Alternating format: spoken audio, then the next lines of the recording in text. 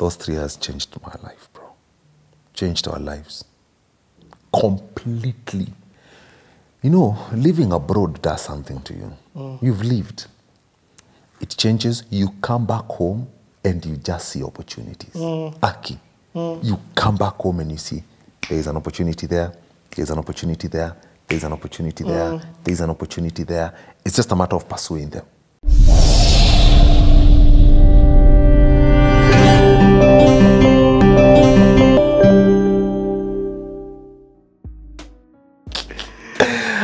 There we go. That same year, around, was it June there, Hillsong were planning to come to Kenya. See, they came and they did a big concert here. Yep. Yes. In fact, I thought they were trying to open up a branch. They were. They came for a concert in 2017 when I was new, when I was very, very new in SA. In 2018, they planned a missions tour. And people were contributing. You know, missions tour mnajilipia. The church is not paying for anyone. And I remember guys telling me, do you have 18,000 rand? You do this. I'm like, guys, bro, me, I love you, but I'm here to study. But I can't do this. And then he said, man. He said, okay. I'll see. And then I remember he called me like 4 or 5 days before guys were flying out. And he says, dude, your money has been found. Send me a photo of your passport. We are buying a ticket for you. To do what? To come home? To come with the Hillsong team on their missions trip for 14 days and go back.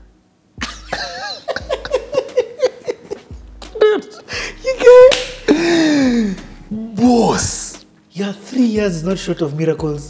You even got a trip back home. I even got a trip back home, man. And we came home and we stayed in a hotel. And I remember I even had breakfast with my dad, Tukiwapo. I met my mom. I met a couple of the guys I'm mentoring. Man. And we had a successful missions trip here in Kenya. Successful missions trip, man. Visited a couple of places Hillsong is funding within the Kenyan community. Couple of institutions that they're taking care of stuff here and there. You came home as a missionary? I came home. I came home as a missionary once. Fully paid? Fully paid trip. Fully paid trip, bro. Wow. Out of Hillsong, South Africa. What had your family at home? Yes. I mean, now in the but then they were safe in SA. Yeah. Yes, I knew they were okay. Yes. How did you feel to come home? Yeah. I had missed home, bro. You know, coming home is sweet. Especially when you fly and then you hear the air hostess say, tunakaribia kutua katika kiwanja. Ladies and gentlemen. Kwanza when they do it in Swahili. Then they change it Swahili. One thing I like about flying in KQ is when they do it in Swahili. Oh my God. That is beautiful. That's just amazing.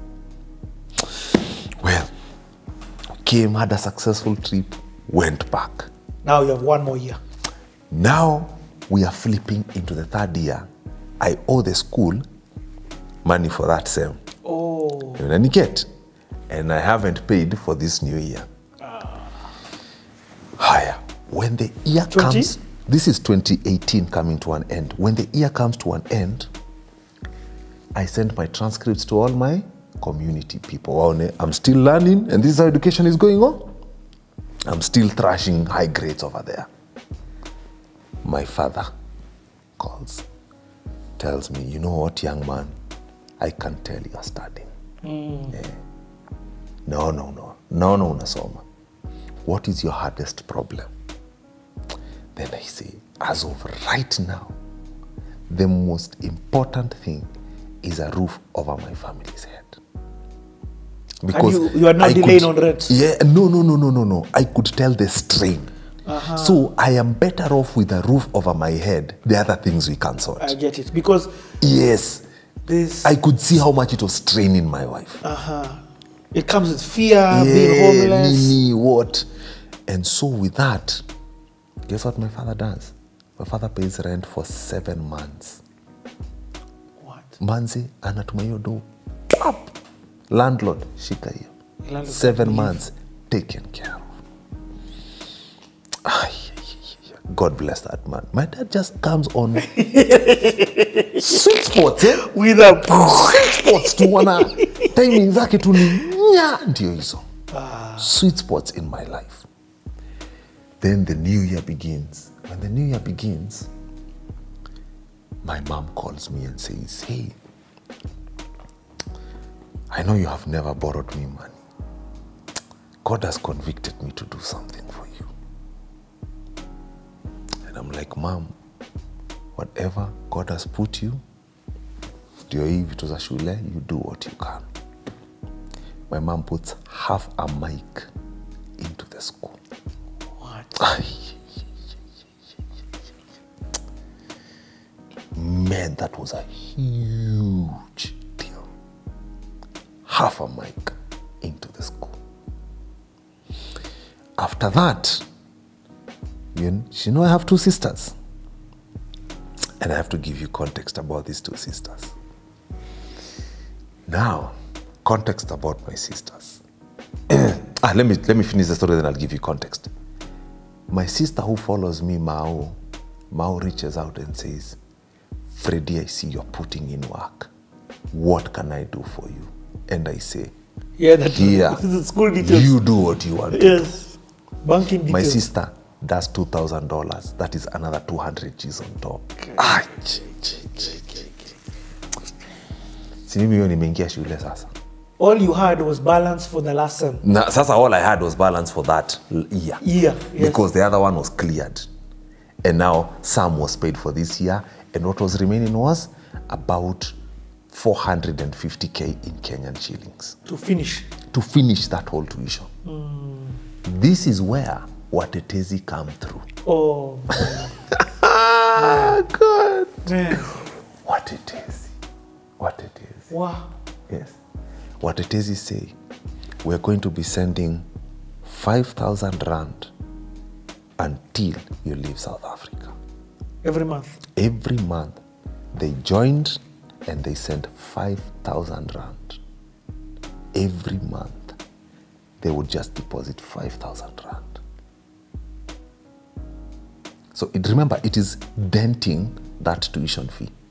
It is denting it. It is denting it. Because that's a 50K. That's a 50K. They're all joining, like doing 10, 10, 10, and then depositing. Boss, me, I'm blessed, yeah. God is literally taking care of this thing. So, now I know I can go back to school. First of all, that lecturer must have been, this guy kept his word. So you've not made Black Coffee look bad. What?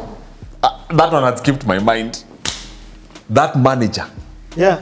By the way, I don't know whether he ever told Black Coffee that, but man, words are powerful. Words are powerful. So we are there. My wife is not stressed about rent anymore. We're not stressed about food and transport anymore. Now we are feeling the load is a bit lighter. But we are sensing we are not going to stay. We are not going to stay. Transition time again. We can sense. We can sense we will not stay in South Africa. We could sense it. And so, there around March, you remember that Freddie guy who called me to US in 2016? Yes. Calls me and he says, dude, I want you and your wife to come for my wedding. And I'm like, Freddie, you know I love you, man, for real. But I'm on a student budget in a foreign land. I love you, Freddie. I would love to do that, but I can't. Freddie says, I really want you. You don't know how much of a blessing you've been to me. Freddie says, okay, I'll get back to you. You still have your US visa, right? Yes, I do. Does your wife have a visa? No. He says, that one is on me. Sends money for visa application. My wife applies for a visa. Her visa goes through. What? in a foreign land. Her visa goes through. Up or around May. Freddie says, awesome. So, I'm going to buy your tickets to come. I'm like, bro, wait a minute. He's buying your tickets? He's buying tickets for me and my wife to come for the wedding. We tell him, dude, we have kids, we have to take care of that situation first. So in the process, we are telling Watetezi about this presupposed US trip of me and my wife. Okay? And then they go like, this is what we are thinking. Why can't Joy and the kids come to Kenya? Leave the kids in Kenya. She can take a flight to the US, come back to Kenya, and because you'll just have 2 months to go, she can stay in Kenya, then wait for you.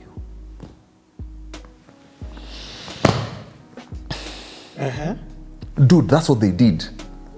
So they lipad? Watetezi bought tickets for my wife and 2 kids to come to Kenya.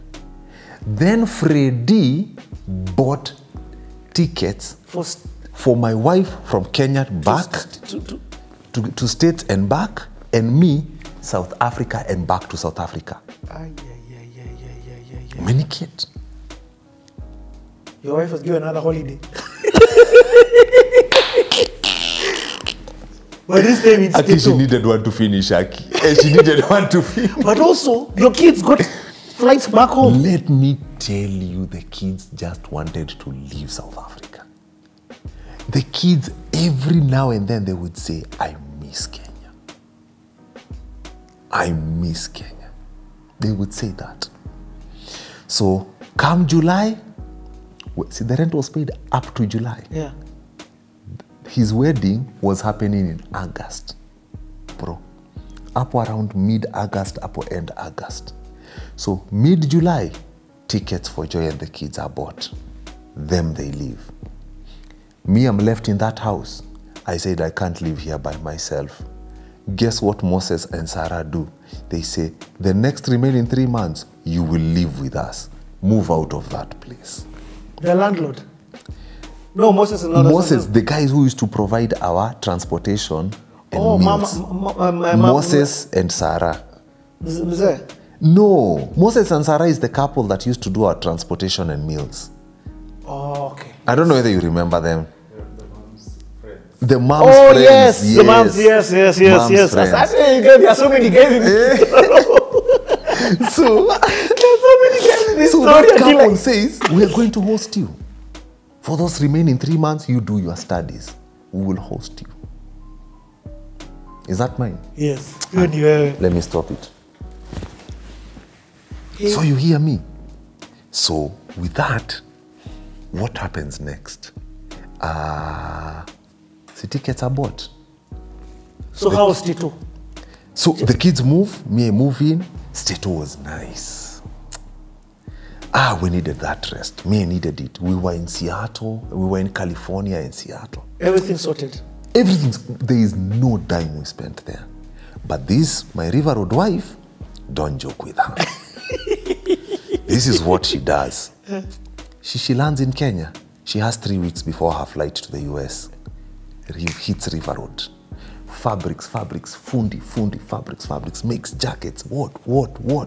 She makes stuff. And she puts them in 2 big bags.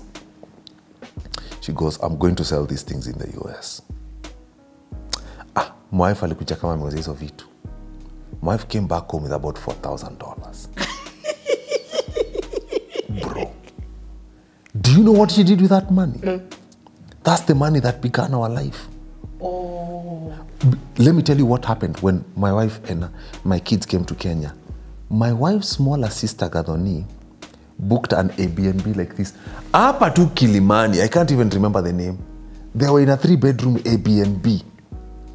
And it's because you don't have a house. Because you don't have a house. You don't have anything. No, but it's your wife's sister who books it. It's my wife's sister who books it. So they were there for about 2 to 3 months when I was in school. Wow, wow, wow, wow. Unaniket? Wow, wow. So my wife does that. When she comes back home, they stay for another 1 month, make sure everything okay. See, they get a house. That house, that money, my wife buys spoons. This is starting life again, transitioning, bro. You see, we transitioned to South Africa, now transitioning back home. Plate, spoons, cups, Everything. Everything that is necessary. Everything. We begin from scratch. Me, I'm finishing my studies over there. I go, I do. In fact, I tell the school, I was supposed to stay there up to the end of November. I tell the school, me, I can't stay away from my family this long. The same thing you're feeling in Zambia, that keyhole. I'm feeling it now. After that amazing wedding, amazing time, I feel that, guess what happens? We say, come back to SA. I tell my lecturers, let me finish my research paper. I am going to do my project in Kenya. But let me finish my research paper. My research paper needs more attention. So let me do this research paper. I'll go do my project in Kenya. So I go there, reading, referencing what, you know how research papers are. A lot of work. So I do my paper, and then they let me go. They say, once you do your project, you submit it in the school portal. That is the goodness of international schools. Yes. Man. So, who buys my tickets? What it is? Yeah, in fact, I was going to ask you, there's a pending thing called your ticket. Yes. So when you come back home? They came back home. I came back home around end of October. Year? See, 2019. End of October, I land in the country. So when I land... Wait. Yes. What did those 3 years do for you? Those 3 years changed my life, bro. Changed our lives. Completely. You know, living abroad does something to you. You've lived. It changes. You come back home and you just see opportunities. Aki. You come back home and you see there's an opportunity there, there's an opportunity there, there's an opportunity there, there's an opportunity there. It's just a matter of pursuing them. Yep. So it did that to me. In fact, I forgot to tell you, on my 3rd year, I actually was given a job offer at a post-production company in Cape Town. But I started researching about that company. And I was talking to some of the alumni students that I knew. Because when I was in Sem 1, when I was in year 1, I knew some year 3s. And so I knew some of these people who were there. And so I would talk to them and I would ask them, how is this company, stuff, nini. And when someone works at a company for 1 year or 2, they really, really know about a company. Yep.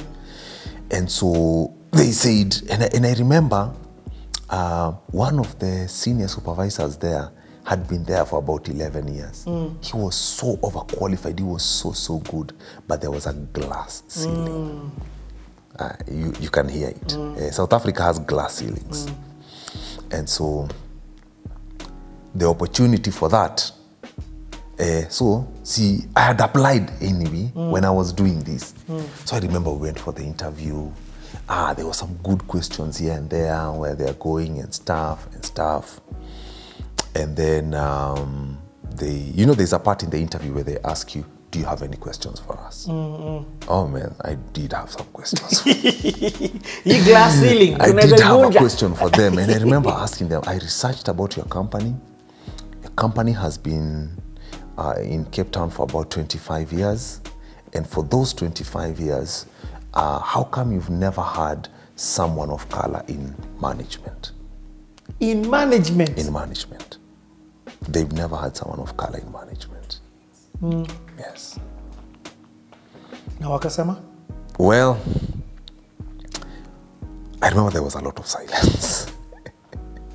And then I remember the then manager who was there said, well, that's an interesting one. We've never heard about that. Maybe you can be the first one. And I remember saying, well, that might come to pass. But you have been here for over 10 years. So I am sure you've met amazing people of color, whether they're Indian, whether they're colored or they're black, I am sure you've met amazing people that you would have put in management in those 10 years. I've been in South Africa for 3 years. I've met amazing human beings. So I'm sure you have met. And I'm just wondering how come that never transpired. And that's why we take a break.